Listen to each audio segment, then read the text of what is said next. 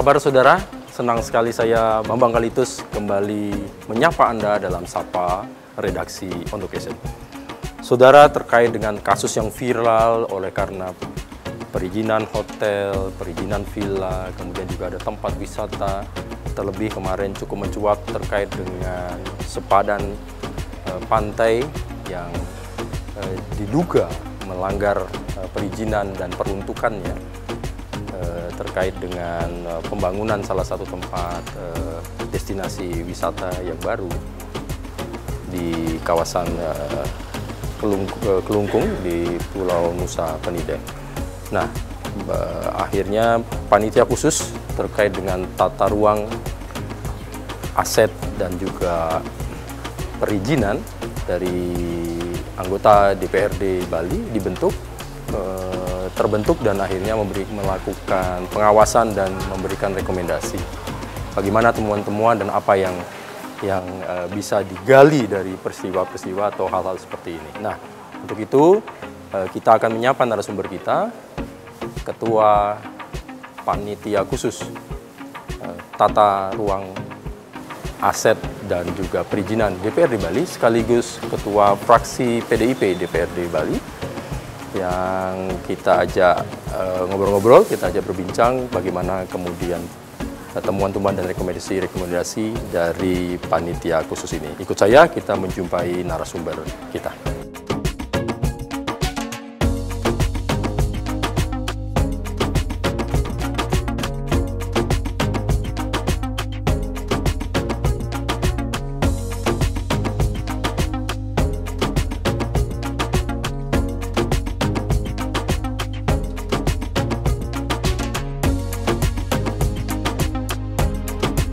Swastiastu, Pak Marto, apa kabar?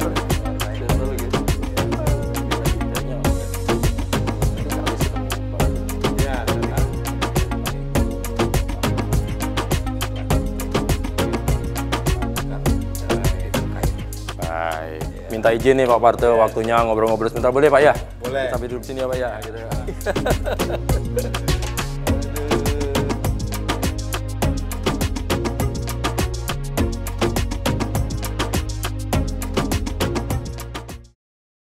Baik, saudara, nah saya sudah bersama dengan narasumber kita. Pada kesempatan kali ini, Sapa Redaksi On Location berada di gedung DPRD Provinsi Bali. Dan pada kesempatan kali ini, kita akan menyapa Ketua Fraksi PDIP dan anggota Komisi 1 DPRD Bali, sekaligus juga menjabat sebagai Ketua panitia khusus pansus yang dibentuk oleh Dewan terkait dengan pengawasan atau lebih pada ke panitia khusus tata ruang dan aset sekaligus perizinan, gitu ya. Om Swastiastu, Pak Made Suparto. Sehat selalu ya Pak ya? Iya, alhamdulillah. Atunggara gitu ya. Pokoknya rahayu lah, luar biasa. Ini memang estafet luar biasa ini kalau kita mau ketemu dengan Pak Suparto, padat sekali. Tapi matur sukma. Iya, terima kasih juga. Mohon maaf juga ini karena giat-giat kita ini setiap hari, jadi agak kita atur waktunya. Ya syukur, alhamdulillah. Ya Sungkara kita bisa pada hari ini ketemu bersama Mas Bambang dan kawan-kawan dari Kompas TV. Siap, baik.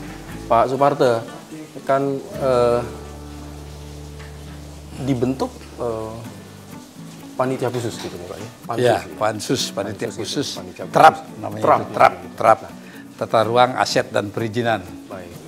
Apa latar belakangnya Pak, kalau kita boleh tahu sedikit, kapan pansus ini dibentuk, kemudian tujuannya apa, yang melatar belakangi apa gitu. Mungkin Pak, kita biar masyarakat lebih paham lagi gitu ya Pak Parto. Silakan Pak. Baik Mas Bambang. Terima kasih. Jadi pansus ini dibentuk pada tanggal 3 September tahun 2025. Kemudian 1 minggu setelah dibentuk banjir. Oh, yang besar kemarin? Yang besar. Ini banjir karena hujan yang curahnya itu cukup deras, curah hujan tinggi. Ya, di Bali pada waktu itu tanggal 10 kurang lebih September itu terjadi banjir di mana-mana. Banjir bandang, Pak. Banjir bandang. Ya, karena bicaranya bandang ini kan dari hutan juga datangnya itu. Sudah meluap dia di luar penampungan wilayah air. Jadi kalau di Bali itu ada daerah aliran air. Nah, itu sudah meluap dia keluar sehingga di mana-mana kita lihat dari hulu sampai hilir banjir besar. Ada kerugian. Banyak kerugian. Korban pada waktu itu juga korban jiwa itu yang ditemukan saja Bapak itu Mas Bambang 18 orang. Kemudian 4 lagi belum diketemukan. Oke. Korban material di mana-mana kita bisa lihat kan itu mobil-mobil, rumah-rumah, tempat-tempat tinggal penduduk itu semua kebanjiran. Siap. Ya. Itu pansus sudah langsung turun, Pak?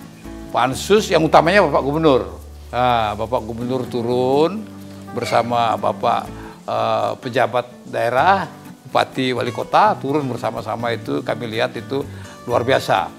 Dari awal itu sejak hujan deras dan banjir beliau siang malam itu tanpa mengenal lelah Pak Gubernur itu hadir terus di tengah-tengah korban dan kami juga pansus ikut Pak melakukan pemantauan dan juga turun ya di tempat-tempat yang berbeda. Baik. Begitu. Memberikan ini juga pengawasan-pengawasan atau masukan-masukan kepada pemerintah terkait dengan kemarin? Iya, sekaligus dengan adanya banjir itu memberikan motivasi, inspirasi kepada kita semua, Bapak, bukan saja pansus, kepada pejabat pemerintah daerah, provinsi dan kabupaten kota, dan kemudian kepada masyarakat, dan kemudian kepada pengguna-pengguna ruang, Pak. Nah, ini kan masalahnya bukan kita saja, banjir di mana-mana kesalahan kita semua. Maka itu kita sekarang wajib melakukan evaluasi, Pak. Biar ke depan tidak lagi mengalami hal yang sama. Nah, makanya pansus juga akhirnya juga melakukan giat-giat dari hulu ke hilir. Gimana kita ngecek hutannya, Pak. Kita temui juga di daerah Buleleng itu ada kawasan hutan kurang lebih 400 hektar sebagai milik negara, dikelola oleh pemerintah daerah yang terbawah, yaitu kepala desa. Dan di dalam hutan itu ada pila-pila. Nah, itu kita tutup, Pak. Sementara kita tutup karena wilayah itu kan tidak boleh, Pak, dibangun kegiatan-kegiatan yang berupa tidak sesuai dengan alam. Nah, itu karena kan dari sana itu sebagai wilayah konservasi hutan. Nah, jadi hutan-hutan penyalahgunaan perizinan. Iya. Diduga kuat itu. Memang akhirnya sudah kita tutup, Pak. Ada berapa villa itu kita tutup.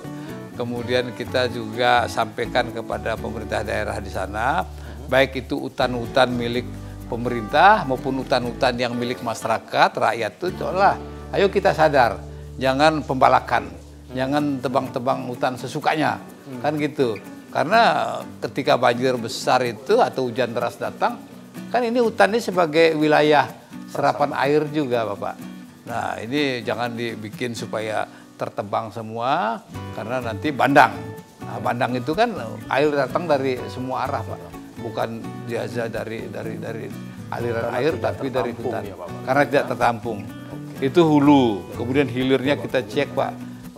Daerah aliran sungai ini kita cek semua. Terjadi juga itu penyempitan sungai, pendangkalan sungai, membangun tidak sesuai aturan. Karena di pinggiran sungai itu aturannya sesuai undang-undang PU itu, Pak, itu harus 3 meter. Harus ada dari sepis pantai, sepis sungai ini, Pak, 3 sampai 5 meter. Nggak boleh ada giat bangun. Di sepadan sungai itu. Sepadan sungai. Di badannya 3 meter. 3 meter, 5 meter. Tidak boleh ada bangunan. Nggak boleh. Aturannya kan ini harus kita ikuti aturan. Kemudian itu tengahnya, Pak. Hilirnya ini wilayah mangrove ini sebagai wilayah resapan air.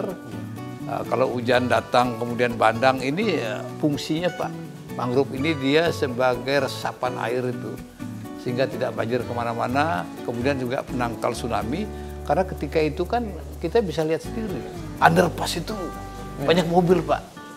Banyak mobil yang hanyut terkurung oleh air itu. Jadi memang kalau kita bicara dengan pansus, jadi salah satu tujuannya adalah pengawasan lebih melekat, kemudian memberikan rekomendasi, bahkan sampai apa ya, bentuknya mungkin rekomendasi untuk penutupan Pak, atau apa? Iya Pak, jadi kalau kita kembalikan, kita ini bekerja selalu berdasarkan regulasi. Undang-undang yang ada, maupun kemudian peraturan daerah yang ada, peraturan-peraturan lainnya di bawah undang-undang yang ada, ini sebagai pegangan kita. Baik. Karena sudah diatur, sudah dipikirkan Pak. Misalnya undang-undang tata ruang 26 tahun 2007. Itu sudah mengatur Pak, mana yang boleh dibangun, mana tidak boleh dibangun. Di wilayah tebingnya, di wilayah danaunya, di wilayah sepadan sungainya, di wilayah juga pantainya Pak, sudah diatur. Hulu ke hilir. Hulu ke hilir, di sana diberikanlah sanksi. Ada sanksi administrasi, mulai dari evaluasi izin, mulai dari penutupan kegiatan, kemudian sampai pencabutan izin, ya sampai dengan penutupan sementara, sampai dengan pembongkaran Pak. Itu sudah diatur di undang-undang yang ada dan kemudian di perda kita yang ada. Bahkan ada sanksi pidananya Pak. Orang yang melakukan izin di tempat-tempat yang dilarang itu ada risikonya Pak. Nggak bisa segitu suka-sukanya, sudah diatur semua. Nah persoalan sekarang kenapa bisa? Nah, kan itu. Nah, itulah dihimbau kepada kita ini Pak, pelaku ruang ini. Pelaku ruang ini kan itu pengusaha, masyarakat, dan yang lain-lainnya. Kan ruang ini tempat kita hidup Pak, makhluk hidup dan manusia. Kalau kita bisa mengatur ruang-ruang ini secara baik dan terukur, tidak melanggar, ya saya kira kecil kemungkinan terjadi pelanggaran tata ruang dan banjir begitu. Baik, baik.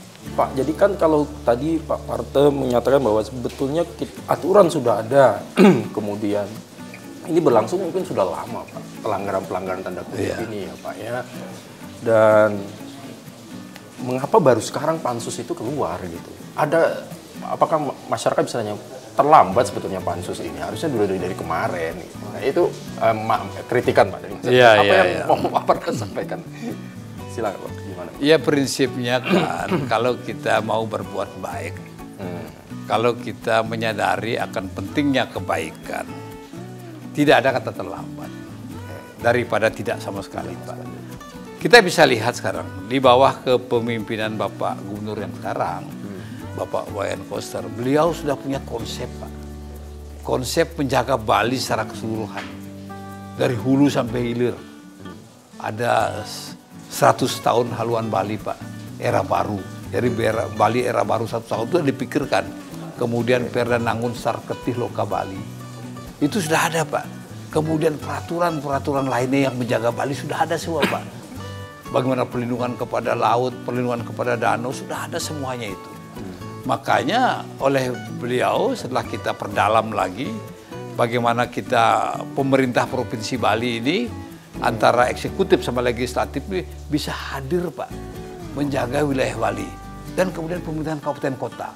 Maka itulah dibentuklah pansus ini dengan kajian-kajian. Yang pertama itu terkait konsep yang sudah dibangun oleh Bapak Gubernur, kemudian kita melihat aktualnya, lapangannya, ada banyak laporan-laporan Pak dari masyarakat. Jadi kesempatan ini makanya parameter untuk kita bisa mengetahui kesalahan-kesalahan pemberian izin, pelanggaran tata ruang, penggunaan aset, itu harus lapangan Pak. Pansus ini kan lapangan, baru kita bisa menjawab terkait terap ini ya, artinya tata ruang, aset dan perizinan. Baru kita bisa memahami Pak konsep itu. Kalau di meja saja kan ini bagus, tulisan-tulisan ini regulasi semua bagus-bagus dibuat. Tapi parameternya untuk mutai bagus tidak bagus itu kan kita harus turun ke lapangan. Nah maka itu seperti yang kami sampaikan tadi, atas izin pimpinan kami ya, dan kemudian juga hasil daripada kesepakatan bersama bahwa kita siapapun Pak wajib menjaga Bali, yang utamanya pemerintah Pak. Nah ini kan pemerintah dulu hulunya. Nah, bahkan mengeluarkan izin tempat yang salah, harus gunakan ruang secara baik, aset-aset itu diinventarisasi, semua untuk kesejahteraan masyarakat Pak, semua untuk kepentingan bila perlu penambahan PAD Bali Pak. Kan itu, maka itu pansus ini kan sifatnya ad hoc Pak. Ad hoc. Nah, semacam kayak komisi dia. Kita diberikan tugas 6 bulan. Kemudian bila mana giat pansus ini lebih terukur dan kemudian kelihatan hasilnya, kita tambah lagi 6 bulan oleh kita sebagai lembaga eksekutif maupun lembaga legislatif. Saya kira kalau bagi saya waktu itu enggak ukuran. Yang penting kita siap hari mau kerja. Kalau waktu dikasih 5 tahun juga kalau kita males tidur aja, gimana kita bisa tahu? Tidak ada hasilnya kan? Itu Pak.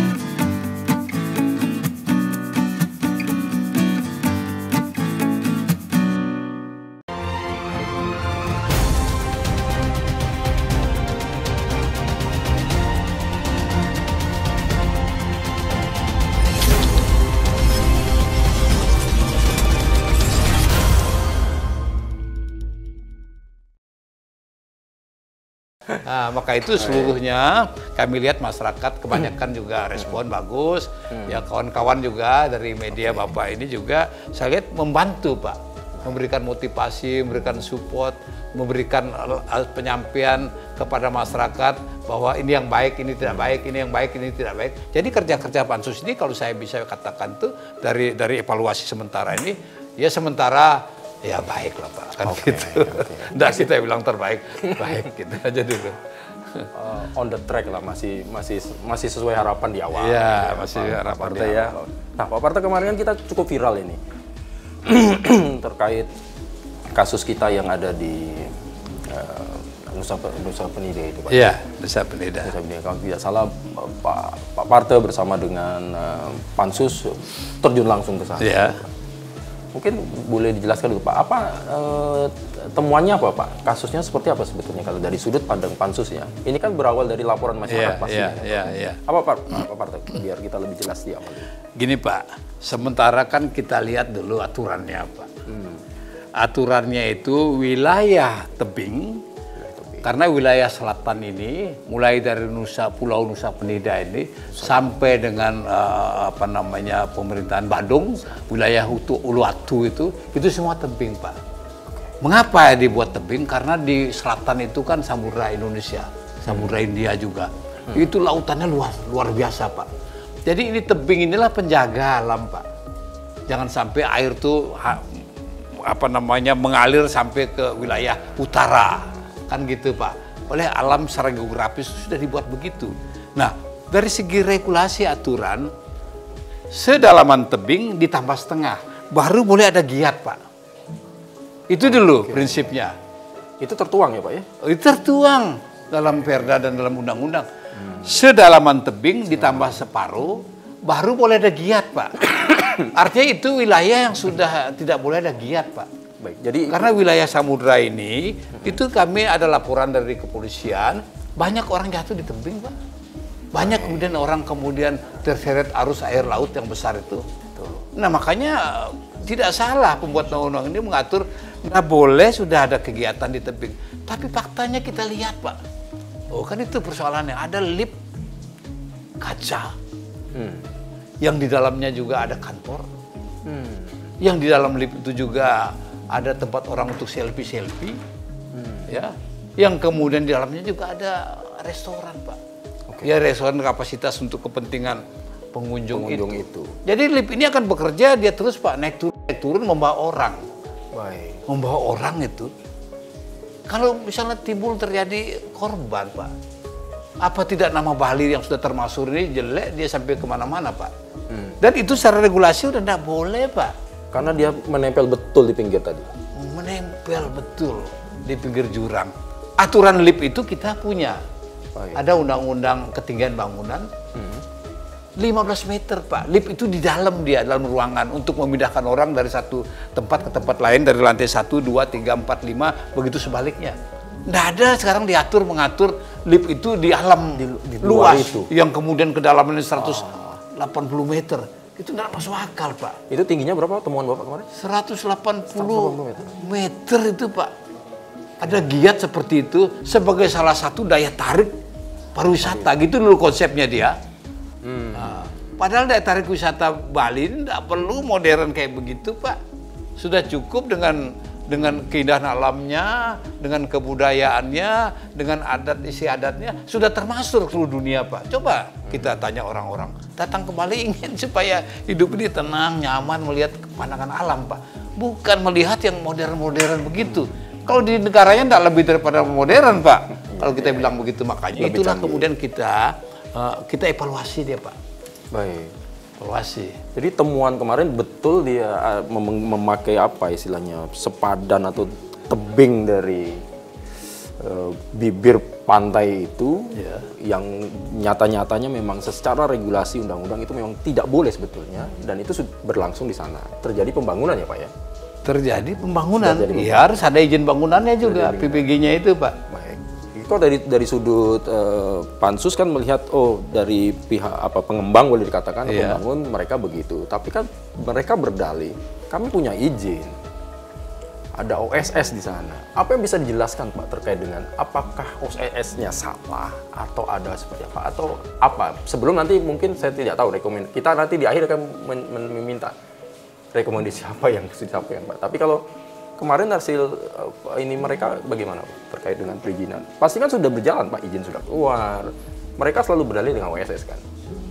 Gimana Pak? Iya Pak, kalau online sistem submission ini OSS itu Pak, itu kan baru persepsi dari mereka. Mereka laporkan akan ada kegiatan pembangunan yang berisiko rendah Pak. Berisiko rendah? Ya. Oke. Karena ini dia katakan berisiko rendah, izin itu cukup sampai kabupaten saja Pak. Kan gitu, ada izin, kita tidak bilang tidak, tapi juga masih bolong-bolong, kalaupun ada sampai kabupaten Pak. Setelah kami cek lapangan, itu berisiko tinggi Pak. Tebing 180 meter Pak. Dan konstruksi tebing kita tidak tahu kekuatannya seperti apa. Mengikat sekarang jaring-jaring besi itu untuk mengamankan lift itu Pak. Kita tidak tahu, berisiko tinggi. Berarti izin itu kalau sudah berisiko tinggi dikeluarkan oleh pemerintah Provinsi Bali dan pusat Pak. Kan begitu persoalannya. Maka itu setelah kita evaluasi, izin itu wajib dikeluarkan oleh pemerintahan yang lebih tinggi. Karena berisikonya juga tinggi Pak. Masuk kategori risiko tinggi. Sementara laporannya berisiko rendah. Kan begitu. Ini enggak tahu kita apa maksudnya kok dibilang berisiko rendah. Apa biar cepat-cepat selesai pembangunan itu apa ya, kita ke dalam lagi. Kita evaluasi Pak. Baik. Kan begitu persoalannya. Ya.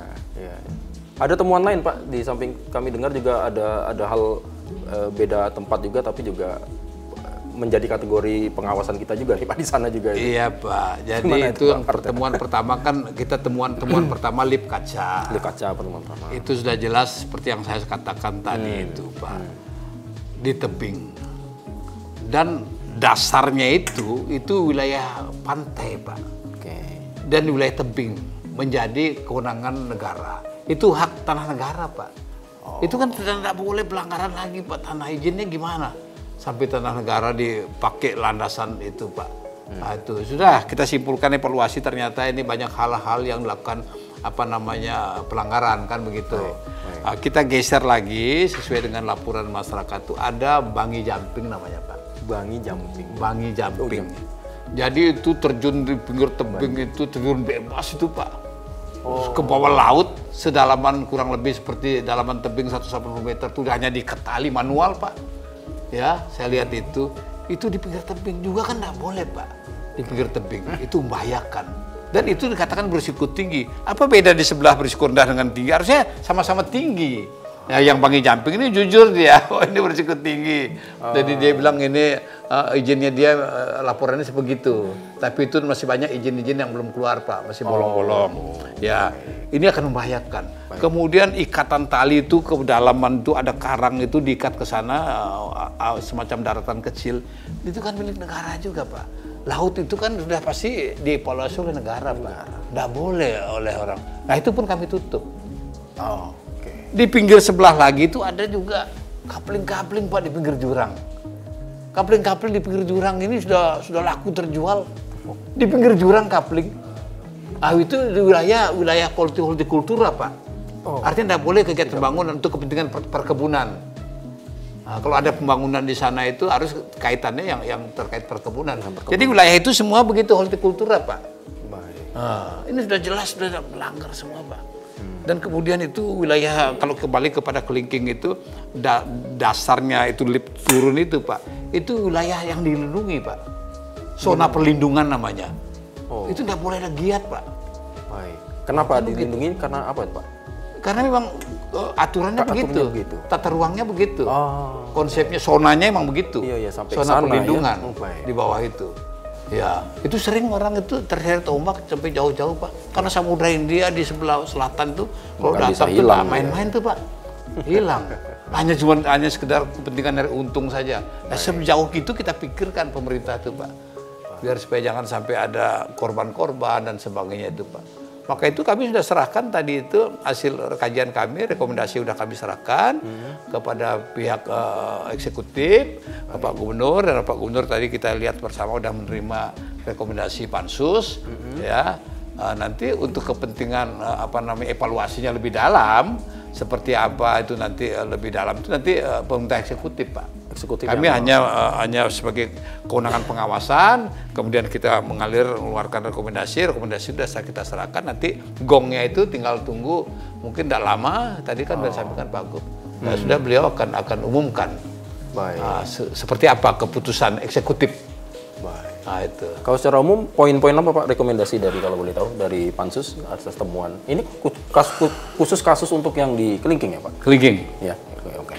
Iya, kalau apa, Pak? tadi kan kita sepakat, Pak, antara lembaga legislatif bersama tim Pansus, ya kawan-kawan juga ahli Pansus ini kan ada juga, Pak. Kemudian juga kita rapat kerja dengan OPD terkait. Ya sudah, kita keluarkan rekomendasi. Nanti karena kewenangan evaluasi daripada giat itu, kita kan punya kewajiban memberikan rekomendasi, Pak. Tapi keputusannya ada di eksekutif. Ya nanti silakan aja Pak Gubernur yang akan mengumumkan terkait substansinya. Kami sepakat dulu, nggak usah dibuka. Oh, jadi sepakatnya gitu ya, kasih benar. Nggak boleh dikit pun, Pak, sedikit pun nggak ada ini, umum-umum aja. Tapi boleh bisa kita buat garis merah bahwa ada pelanggaran dalam situ, Pak. Kalau dalam konteks itu seperti yang kami sampaikan tadi kan sudah jelas berdasarkan regulasi undang-undang, berdasarkan wilayah juga itu kan sudah jelas, Pak, itu saya kira itu bahaya kalau kita paksa-paksa.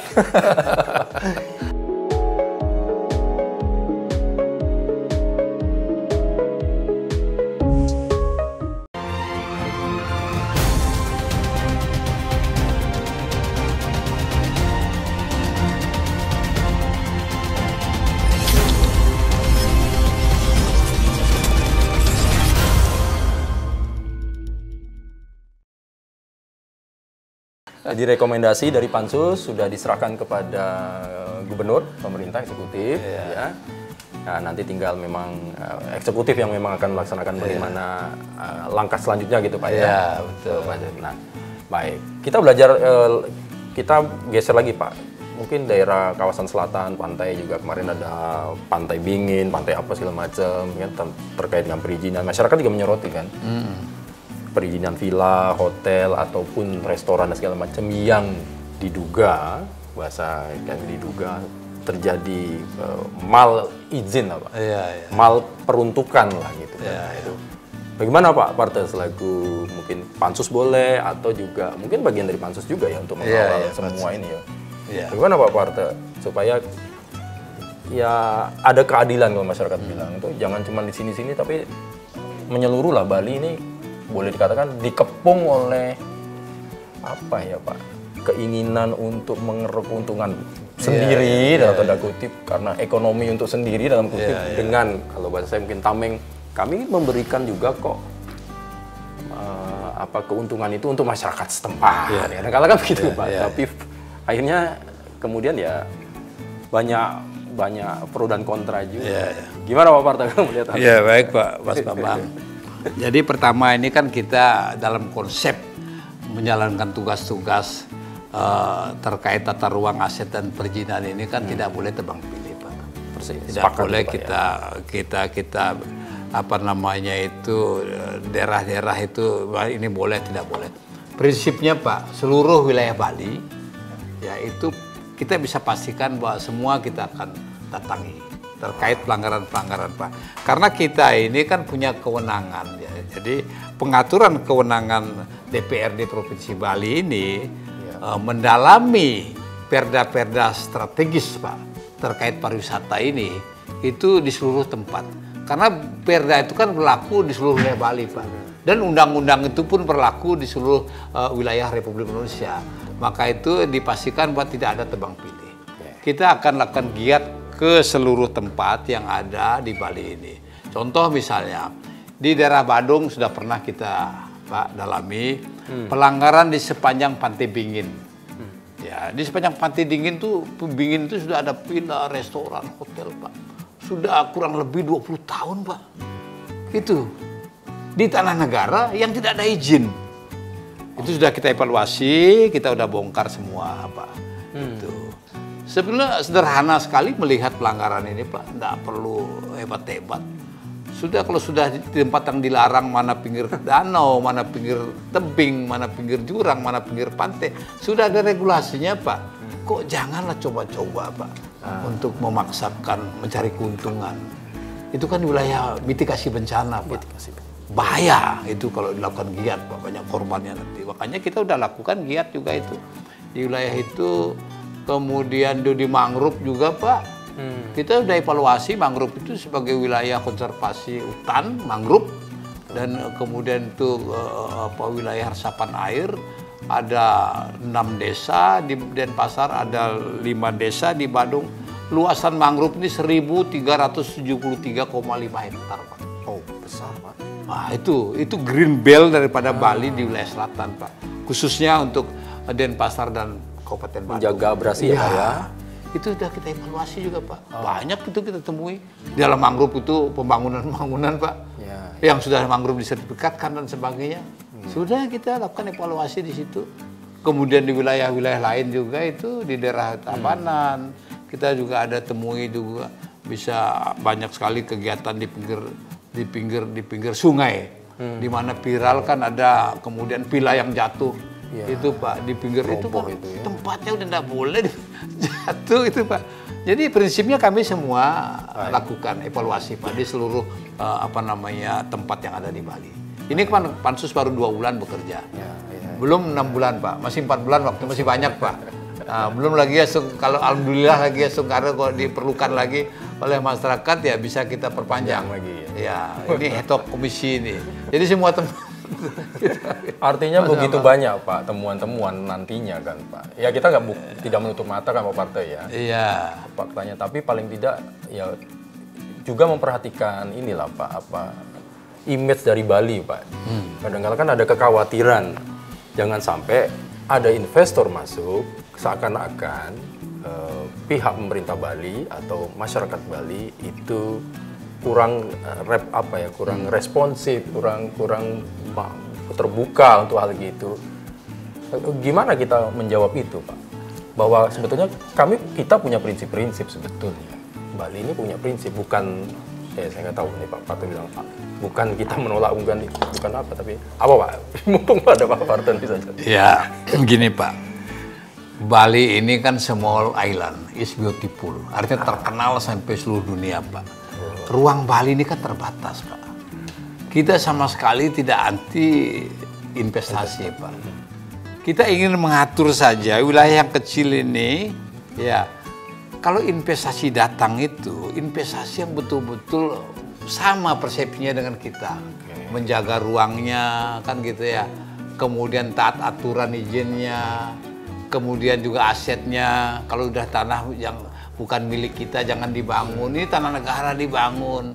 Kemudian ada pakai nomini. Dari segi aset itu kan investasinya di belakang tapi orang lain disuruh maju.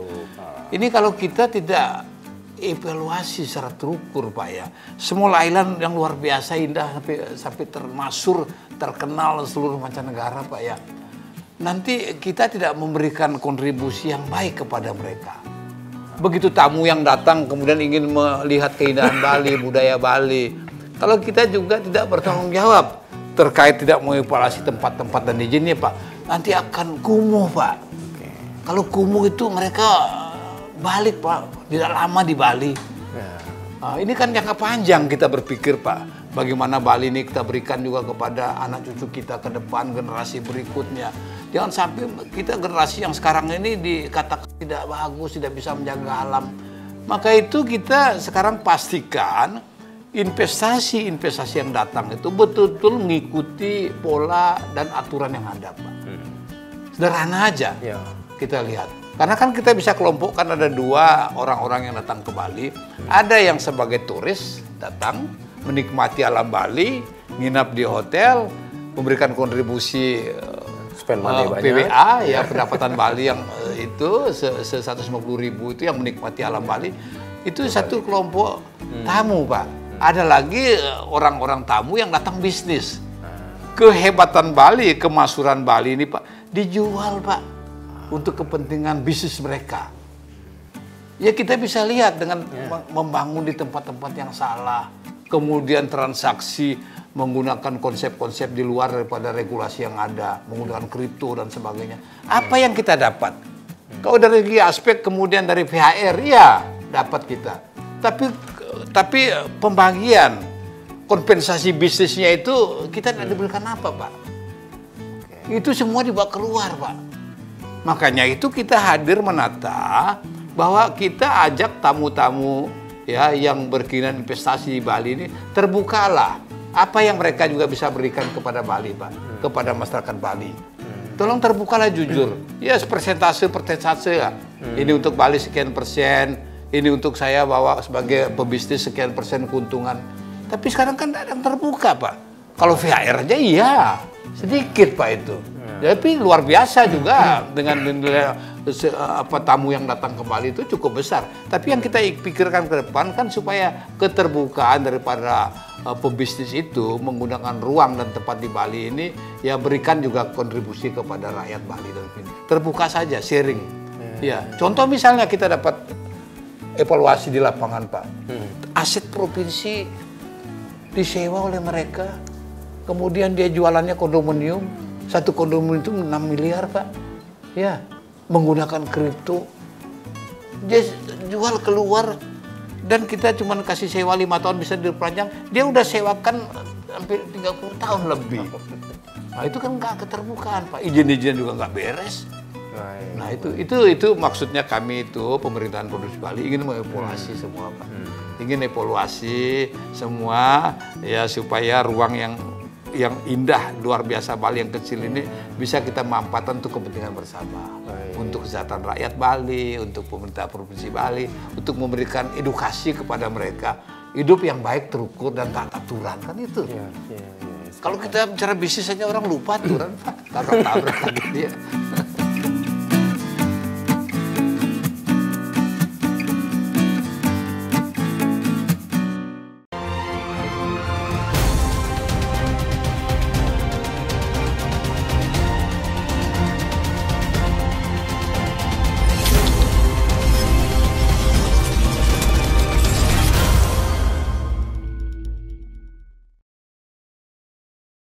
Jadi ada tanggung jawabnya lah ya. Dari itu Mas para investor ini bertanggung jawab juga lah dengan keberlangsungan keasrian alam, menjaga alam ini tetap ajak, kemudian memberikan kontribusi kepada masyarakatnya secara nyata supaya budaya-budaya itu tidak terkikis kan Pak. Bali ini kan memang kekuatannya ada di budaya juga kan, alam dan budaya. Tapi kalau masyarakatnya diberikan kontribusi yang memadai, dengan harapan masyarakat Balinya juga akan mengajakkan budaya itu kan gitu nggak Pak Parto? Iya betul sekali Mas Bambang.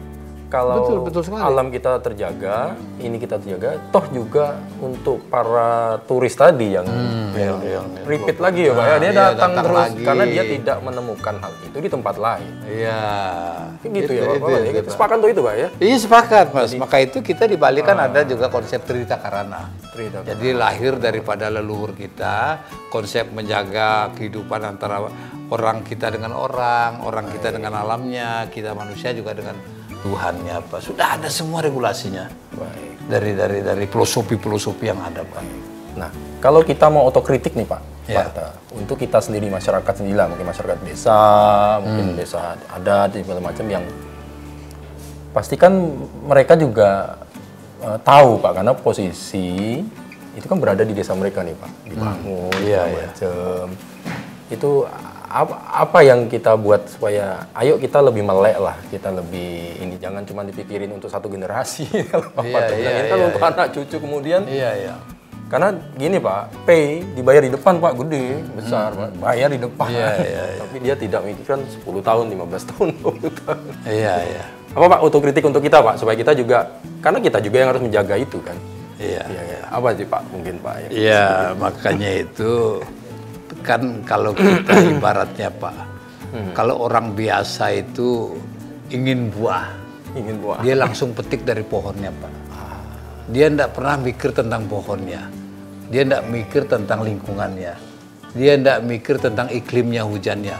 Maka seorang yang punya pahaman yang lebih luas, yaitu sebetulnya ini yang harus kita sampaikan kepada masyarakat. Jangan kepentingan sesaat itu kemudian menutupi atau sebagai jalan kebenaran Pak. Untuk kepentingan untuk kepentingan yang lain. Kita harus pikirkan masa depan, kita punya generasi. Ya, kita memberikan edukasi kepada masyarakat kita, baik dari pemerintah maupun dari kita semua. Jadi pelaku-pelaku kegiatan pengguna ruang ini harus sama-sama kita itu saling informasi untuk menjaga ruang ini secara baik dan terukur, Pak. Jadi kita bisa hidup tenang, selamat, bahagia. Kan gitu sebetulnya. Mimpi kita kan 100 tahun tadi Pak, Gubernur sudah menetapkan Bali 100 tahun kan. Sudah, iya beliau udah pikirkan Pak. 2-3 generasi ini yang harus tetap berada kan Bali. Iya, itu lahir dari konsep pemikiran Bapak bangsa kita Pak. Soekarno. Ada pola pembangunan semesta berencana daerah dan nasional Pak. Itu kan konsep dari hulu sampai hilir. Bagaimana pangannya, bagaimana sandangnya kan gitu, bagaimana infrastrukturnya, semua itu udah ada konsepnya Pak. Iya kan? Makanya konsep-konsep itu saya lihat dipakai oleh negara-negara maju. Justru dipakai negara mereka ya. Kenapa kita nggak pakai itu? Baik. Nah kemudian ke depan Pak Suparta, apa yang ingin langkah-langkah kemudian dari Pansus atau Komisi 1 sendiri supaya ya ini tadi mengawal ya Bali ini sesuai dengan ini ya terkait dengan tata ruang, aset, kemudian perizinan yang memang sekarang kita lagi fokus itu. Ke depan apa Pak langkah-langkah yang ingin dilakukan? Gimana Pak? Jadi kalau secara kelembagaan pemerintahan Provinsi Bali baik itu DPR maupun kemudian eksekutif, legislatif sama eksekutif selaku penyelenggara pemerintah daerah, ya jangan pernah lelah bekerja untuk kepentingan masyarakat, kepentingan lembaga, Pak. Itu secara kelembagaan. Karena kita punya konsep, punya aturan. Nah, bagi kita sekarang orang perorangan, sebagai pilihan rakyat, kan gitu. Kan kami ini wakil rakyat, Pak. Jadi kami lahir dari kedaulatan rakyat, dipilih ketika pemilu, ya jangan lelah-lelah lah mengurus kepentingan rakyat. Kan gitu Mas Bambang. Jangan lelah. Kalau kita gunakan waktu kita ini supaya bekerja secara baik dan terukur untuk kepentingan masyarakat, Pak. Alhamdulillah Pak Asungkare. Ya kalau kita dipilih lagi kan gitu. Ya mumpung masih dipilih lagi ya kita jangan hianati kepercayaan rakyat ini, Pak. Kalau bagi saya pribadi ya sudahlah. Kita mengabdi sepenuhnya untuk tanpa resmi masyarakat yang memilih. Pengabdian utamanya, Pak. Harus punya jiwa pengabdian yang kuat dan tinggi. Kalau dengan jiwa pengabdian inilah kemudian kita tidak pernah lelah, Pak. Karena kita ngabdi. Pikiran kita itu bukan pengabdian itu untuk kepentingan hidup sekarang. Tapi kita kan mencari bekal hidup, Pak. Untuk kita ada di tempat yang lain. Kan gitu. Jadi jangan pragmatis. Kalau pragmatis lelah, Pak. Kan itu kira-kira kalau saya ditanyakan secara pribadi. Jadi saya jawab secara kelembagaan dan secara pribadi. Sepanjang masih dipercaya oleh rakyat, ya jangan sakiti, jangan hianati kepercayaan rakyat. Kita mengabdi, Pak. Sederhana aja. Muncul kita sebagai jiwa pengabdian, bukan sebagai badan. Badan ini alat daripada jiwa kita, Pak. Kan di sana konsepnya. Kalau kita berpikir tentang jiwa ini, beliau nanti yang punya dunia lain yang akan beliau cari. Ya kita ngabdi saja. Mengalir semua, Pak. Hal-hal lain tuh mengalir, Pak. Diberikan panjang hidup, diberikan kesehatan, diberikan kemudian rezeki, itu kan mengalir semua, Pak. Waduh, luar biasa. Itu Mas Bambang. Ya, mudah-mudahan ini komitmen ya Pak ya. Jadi memang semangat kita untuk jangan lelah untuk menjaga Bali. Iya, jangan lelah. Kalau sekarang memang banyak persoalan problem, ya dihadapi, kita selesaikan gitu Pak ya. Step by step gitu Pak Partai ya. Kemudian apa Pak Partai yang ingin disampaikan juga kepada masyarakat, kemudian juga para eksekutif, juga mungkin pemerintah daerah lah juga. Ya, yang bersentuhan langsung nih kadang-kala posisinya supaya yuk sama-sama kita belajar dari kasus-kasus ini untuk ke depan. Saya tidak tahu apakah saling menyalahkan atau tidak, tapi paling tidak siapa yang bertanggung jawab tentunya nanti akan ada yang ini juga kan Pak kan. Ada resiko-resiko yang harus dicapai. Pak Parto, apa yang ingin disampaikan kepada masyarakat? Ya, saya kira dengan apa yang sudah saya sampaikan panjang lebar seperti itu sudah lengkap semua. Ya, setidaknya ya sudah cukup saya pikir. Jadi nggak usah diberikan tambahan lagi. Sudah cukup dari pesan-pesan tanggung jawab, pengabdian moral itu saya pikir masyarakat pasti sudah paham. Kita semua sudah paham. Prinsipnya kita harus bertanggung jawab. Bertanggung jawab atas hidup kita, atas pengabdian yang betul-betul kita kita jalankan Pak, ini jiwa pengabdian ini, sehingga kita tetap diberikan semangat. Ya. Diberikan semangat menjaga hidup kita sesuai dengan aturan yang ada. Baik. Jadi terakhir Pansus sudah membuat rekomendasi poin-poin yang disampaikan kepada gubernur, para eksekutif, kemudian nanti ke depannya jadi eksekutif nanti Pak ya. Itu sudah di ranah eksekutif untuk mengambil langkah-langkah selanjutnya. Mengambil langkah-langkah. Jadi tugas Pansus. Ya, jadi kita sisa waktu 4 bulan ini saya kira cukup panjang waktu itu, dan kita akan terus berbuat untuk kebaikan Pak. Untuk kebenaran. Tetap turun ke lapangan, tetap mengevaluasi, pengawasan, menerima informasi dari masyarakat. Dan syukur ini bagus di Bali ini, artinya ada kolaborasi, kesepahaman itu Pak ya, antara Bapak Gubernur dengan kami di lembaga legislatif. Luar biasa beliau ini. Itu harus sejalan Pak, kalau enggak repot nanti. Imade Suparto SHMH selaku Ketua Fraksi PDIP Provinsi Bali dan sekaligus Ketua Panitia Khusus dari TRAP, jadi Panitia Khusus Tata Ruang dan Aset dan Perizinan yang baru dibentuk. Baik, terima kasih Matur Sukma Pak Suparto atas waktunya. Terima kasih. Jangan lelah Pak Parto untuk selalu. Salam buat semua. Sama-sama. Terima kasih. Baik, saudara, demikian tadi Sapa Redaksi bersama dengan Bapak Imade Suparto SHMH selaku Ketua Pansus dari Tata Ruang, Aset, dan Perizinan, sekaligus Ketua Fraksi PDIP dari DPRD Bali. Sedikit banyak mudah-mudahan ini memberikan gambaran kepada kita bersama, dan saya yakin kita bersama-sama bertanggung jawab dan berkomitmen untuk menjaga Bali menjadi jauh lebih baik lagi ke depan, dan kita mencintai Bali untuk menjaga keajekan Bali. Saya Bambang Kalitus menutup acara Sapa Redaksi On Location untuk episode kali ini. Kita akan jumpa lagi minggu depan tentunya dengan persoalan-persoalan dan permasalahan-permasalahan yang tidak kalah menarik yang kita kupas bersama para narasumber yang kompeten untuk memberikan penjelasan. Terima kasih atas kebersamaan Anda. Kita jumpa lagi dalam episode minggu depan. Matur suksma.